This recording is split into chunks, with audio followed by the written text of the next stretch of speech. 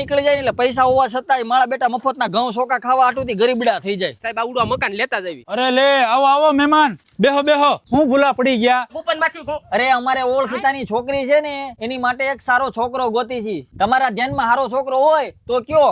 જો આ રહ્યો છોકરીનો ફોટો. અરે વાહ, છોકરી તો બહુ રૂપાળી છે.